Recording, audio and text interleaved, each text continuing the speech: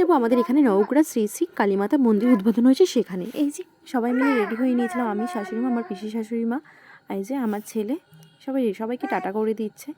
চলে আসলাম আমাদের এখানে নবগ্রাম শ্রী শ্রী কালীমাতা মন্দির। মন্দিরটি খুবই সুন্দর লাগছিল, অতুলনীয় তার সাজ, সত্যি সেজে উঠেছে সেই মন্দিরটি।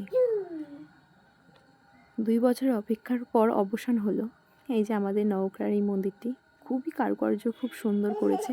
এই যে কিট্টু তার দাদুর কোলে।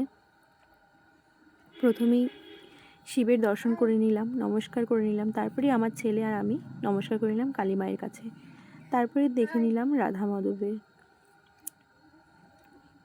দারুণ লাগছে মন্দিরটি দেখতে। মন্দিরটির মধ্যে এমন এমন কারুকার্য করা, 33 কোটি দেবতাই মনে এখানে বিরাজমান। আমার ছেলেও একটু ঘন্টা বাজিয়ে নিল, ও তো ঘন্টাও বাজাবে। তোমরা একটু দেখো কি সুন্দর অপরূপ দৃশ্য মন্দিরটি, মনে হয় দেখতেই থাকি। তারপর আমরা এখানে প্রসাদের ব্যবস্থা করা হয়েছিল, সেখানেই চলে গেছিলাম। এই যে খিচুড়ি ভোগ করা হয়েছিল, এই যে বসে পড়েছিলাম প্রসাদ খেতে।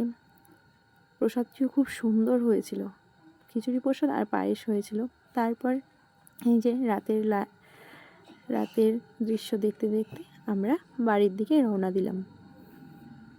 হালকা হালকা ঠান্ডাও লাগছিল।